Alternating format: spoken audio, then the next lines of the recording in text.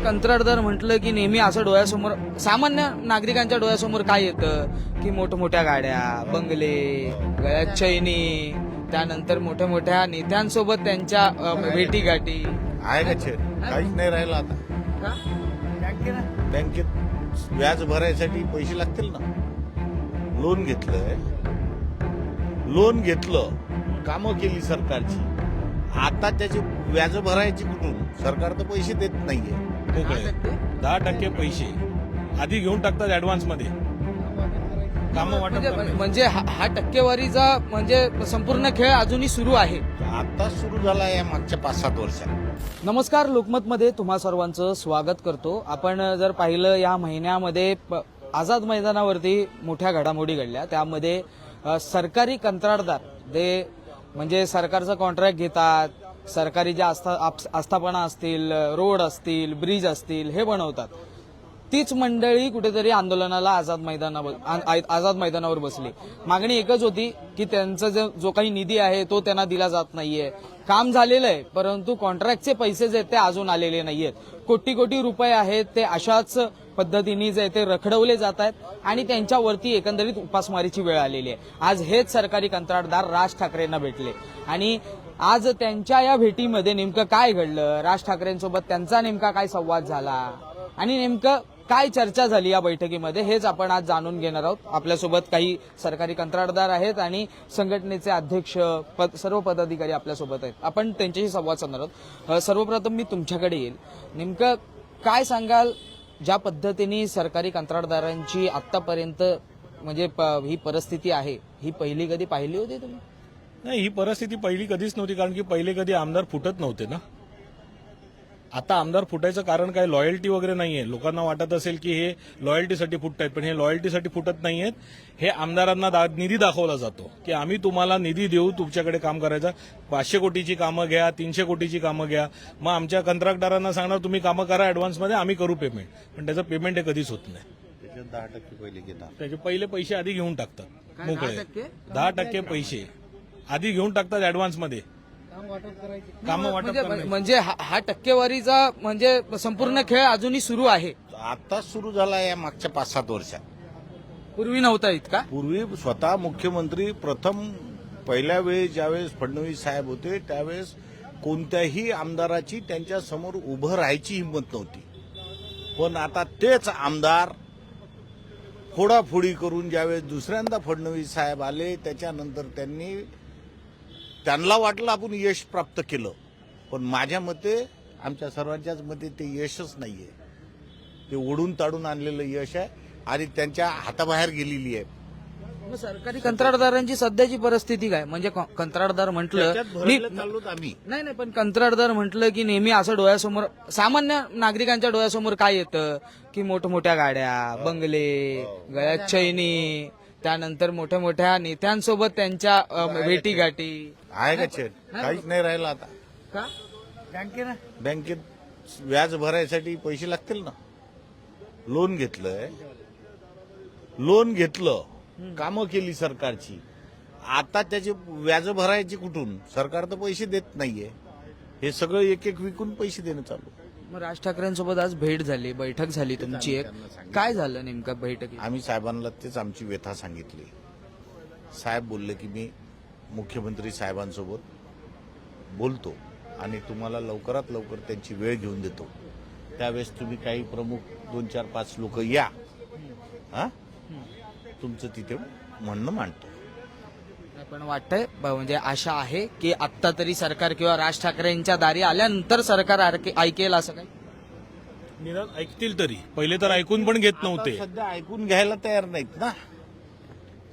नाही, मग ते आता आझाद मैदानावरती जे काही सुरू आहे त्या संबंधित नेमकं काय घडतंय काय? तिथे काहीच सरकारचे कोण प्रतिनिधी? ही कोणीच आलं नाही. कोणीच बघत नाही तिकडे. ते आपले आंदोलन करतायत कंत्राटदार. त्या आंदोलनाला कोण बघायला येत नाहीये. एकही अधिकाऱ्याला वाटत नाही किंवा आमदाराला वाटत नाही येऊन बघावं किंवा त्यांना भेटून चर्चा करावी त्या विषयावर. अधिकाऱ्यांना जेव्हा विचारतात कंत्राटदार की आमच्या बिलांचं काय झालं, तेव्हा अधिकारी म्हणतात बॉस से बात करना पडेगा. बॉसला विचारावं. हे सिस्टमॅटिक डिस्ट्रक्शन आहे. पुढे असं आपण लक्षात गेला, हा मुद्दा फक्त निधीचा नाहीये. जसे सर म्हणाले की 3 वर्ष झाली आमचा निधी थकत आहे. एक 10 वर्ष आधी ना एक रेव्होल्युशन झालं जिथे मराठी माणूस कंत्राटदार बनला, एक मोठा मॉब तयार झाला मराठी माणसांचे जे व्यावसायिक बनले. 3 वर्ष झाले यांचे निधी थकवले, भरपूर लोकांचे निधी थकवले. का मराठी माणसाचा निधी थकतोय? आणखी 1 वर्ष माणूस कळ काढेल हो. पुढच्या वेळेस हे सगळा हा मॉब एनपीए झाल्यावर महाराष्ट्रातून व्यावसायिक बनणार कसे काय? पद्धतशीर मराठी माणसांनी ज्यांनी पदार्पण केलंय व्यवसायामध्ये त्यांना संपवलं जाते. आमच्यासारखे सुशिक्षित बेरोजगार ज्यांनी पदार्पण केलं या क्षेत्रामध्ये त्यांना सिस्टमॅटिकली संपवलं जातं. यांचा निधी देऊन का निधी नाही द्यायचा मला सांगा? कोणती मोठी कंपनी मेगा इंजिनिअरिंग तुमच्या गावातली अंगणवाडी बांधायला येणार आहे? कोणती मोठी कंपनी येऊन तुमच्या गावातली पीएचसी बांधणार आहे? कोणती कंपनी येऊन तुमच्या गावातली स्मशानभूमी बांधणार आहे? कोणती गुजरातची कंपनी येईल तुमच्या गावातली स्मशानभूमी बांधायला? सिस्टमॅटिकली आमचा निधी अडवला गेला. 3 वर्ष झाली, 4 वर्ष झाली. बँकेने आमच्या घरी फेऱ्या मारून मारून एक दिवशी आम्हाला एनपीए डिक्लेअर केलं. आमच्या पॅन कार्डचा नंबर टाकला. कोणतीही बँक आम्हाला आयुष्यात याच्या पुढे कर्ज देणार. पूर्ण तरुण पिढी बर्बाद होणार. हे वयस्कर ज्यांनी एवढ्या वर्षाचा एक्सपिरियन्स गोळा तेही बर्बाद. किती वर्ष झाले आता या म्हणजे लाईन मध्ये आहात? मला 9 वर्ष झाली आहेत. मी 2016चा पासआउट आहे. मी युएसला जाणार होतो. मी 2 वर्ष जीआरईचा अभ्यास केलेला आहे. पुण्यातल्या चांगल्या इन्स्टिट्यूटमध्ये दिलीप ओक्समध्ये मी अभ्यास केला. माझा मोठा भाऊ एमटेक आहे विजेटीआय मधून. तो मला म्हणाला की चांगला सल्ला देतो, तुला कुठे जाऊ नको, मास्टर्स करू नको, तू बिझनेस कर. मराठी माणूस बिझनेसमध्ये उतरला पाहिजे. तू चांगल्या लोकांना एम्प्लॉयमेंट देशील, आपल्याकडच्या मुलांना कामाला ठेवशील, तुझी एक यंत्रणा बनेल, एक कंपनी बनेल, तू चांगला मोठा कॉन्ट्रॅक्टर होशील, तुझी एक कंपनी फॉर्म होईल. आज सरकार जाणीवपूर्वक आमचा पाय खेचतेय. माझा एकट्याचा नाही तर पूर्ण महाराष्ट्रातल्या सगळ्या मुलांचा पाय खेचायचं काम सरकार करते. का म्हणजे जाणीवपूर्वक चूक झाली असं आज वाटतंय? नाही, चूक झाली नाही. आम्ही आमच्या हक्काचं करतोय. या जनतेने समजून घेतलं पाहिजे. आज जनता ओरडतीये ना की खड्डा आहे. खड्डा काय आहे तर नॉन टेक्निकल माणूस काम करतोय. खड्डा काय आहे तर कॉन्ट्रॅक्ट तुम्हाला दिले जात नाहीत म्हणजे रस्त्याचे? जाणीवपूर्वक सरकार असं जीआर काढते. 2014 पासून सरकारने असे जीआर काढलेत. मी माझ्या 4 पिढ्यांनी काम केलं ना तरी मी ते जीआरचा फॉलोअप घेऊन अंबानी नाही बनणार का? कोण ठरवणार सरकार का तू अंबानी नाही व्हायचं? मलाही बनायचंय मोठा कॉन्ट्रॅक्टर, मलाही मोठा माणूस बनायचंय या देशामधला. सरकार असा जीआर काढते की कॉन्ट्रॅक्टर मोठा होणार नाही, कोणताही एंटरप्रेनर महाराष्ट्रातून मोठा होणार नाही. महाराष्ट्र शासन एक जीआर काढते. 13 तारखेचा जीआर आहे सार्वजनिक बांधकाम विभागाचा की ट्रायबल एरियामध्ये 10% जे एक्स्ट्रा दिले जात होते ते रद्द करायचे. मी म्हणतोय सार्वजनिक बांधकाम मंत्र्यांनी तिथल्या आम्ही जिथून येतो जव्हारच्या एक्झिक्युटिव्हला फोन करायचा, विचारायचं तुमच्या कार्यालयामध्ये सरकारी कार्यालयामध्ये लाईट आहे का, वायफाय आहे का? 31 तारखेला 2024 मार्चला ज्या दिवशी फायनान्शियल इयर एंडिंग असतं कार्यालयामध्ये लाईट नव्हती, कार्यालयामध्ये वायफाय नव्हते. 40 कोटी रुपये अनुदान आमचं परत गेलं. आणि सरकार जीआर काढून म्हणते सगळ्या सुख सुविधा आहेत. कुठे आहेत सुविधा? तुमच्या कार्यालयात सुविधा नाही. मला सांगा. राजेंशी ह्या संदर्भात संवाद साधला किंवा काय भेट झाली, कधी काय म्हणजे भेटण्याचा प्रयत्न केला, ह्या गोष्टी कानावरती घातल्या? साहेब आता हा 13 तारखेला जीआर काढला. आम्ही 12 तारखेला उईके साहेबांना भेटायला गेलो होतो. अचानक 13 तारखेला जीआर आला. आम्हाला वाटलं आमच्यावर राग म्हणून जीआर काढला की काय. आम्ही T6चा निधी मागायला उईके साहेबांकडे गेलो म्हणून राग म्हणून हा जीआर काढला अशी आमची समजूत झाली. आता या विरोधात तिथल्या स्थानिक आमदारांनी पत्रव्यवहार करून त्यांच्याशी बोललं पाहिजे. पण ज्या दिवशी आम्ही 18 तारखेला आंदोलन करतोय, 13 तारखेचा तुमचा जीआर आहे, तर जर कॉन्ट्रॅक्टर तिथे आंदोलन करतायत तर मग सार्वजनिक बांधकामाचे मंत्री काय येत नाही, विभागाचे मंत्री तिथे काय येत नाही? तुम्ही जीआर काढता, तुम्ही सर्व्हे करता का या गोष्टीचा की नक्की कंडिशन काय आहे आणि कोण करतंय? हा कोण अधिकारी आहे की ज्याला कळत नाही ग्राउंड रियालिटी? कुठे गेलेले सर्व्हे करायला? जर तुमच्या कार्यालयात लाईट नाहीये तर आम्ही पाड्यावर कशी कामं करायची का बिना लाईटीची? कोणतं काम बिना लाईटीचं होतं मला सांगायचं. कोणत्या पाड्यावर बिना लाईटीची कामं करणारे हे लोक? अतिशय बेजबाबदार आहे हे सगळं. आणि मला वाटतंय प्रॉपर अभ्यास करून या सगळ्या गोष्टीवर निर्णय घेतला पाहिजे. निधी तर आमचा 86,000 कोटी थकलेत. अहो का बांधता? काय मेगा प्रोजेक्ट घेऊन आले? तो आमचा कधी विकास होणार आणि कोणाचा विकास करायला लावलाय?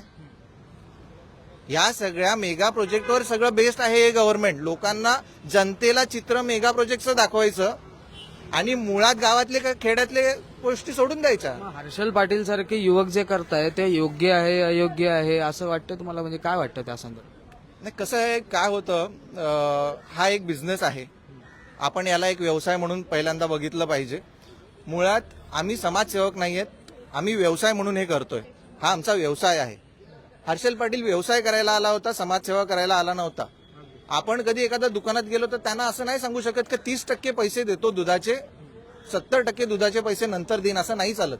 सरकार आमच्या बरोबर खेळ खेळतंय.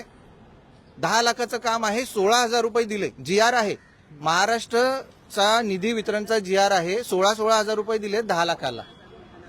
अहो तुम्ही 1.6% पैसे देताय, याचं बिल कसं बनणार? आता तुमच्यावरती किती म्हणजे किती बिल, तुमचे किती कोटींचे बिल बाकी आहेत सध्या? माझी 60 लाखाची बिलं आहेत, 10 लाखाची. मी 6 कामं केली होती. माझ्याकडे आणखी 2 कामं आहेत, पण ती मी केली नाही आहेत कारण माझ्याकडे पैसे नाही आहेत ते करायला. आता मी ती नाही करू शकत. जिथपर्यंत सरकार मला माझ्या आधी केलेल्या कामांचा निधी देत नाही तिथपर्यंत पुढची कामं मी कसं करणार? माझ्याकडे तेवढं भांडवल नाहीये. हे कुठेतरी म्हणजे ह्या डोंगरातून कुठेतरी एक मार्ग मुख्यमंत्री काढतील का हे पाहणं फार महत्वाचं असेल. मुंबईहून मी आदित्य जाधव, तुम्ही पाहतात लोकमत.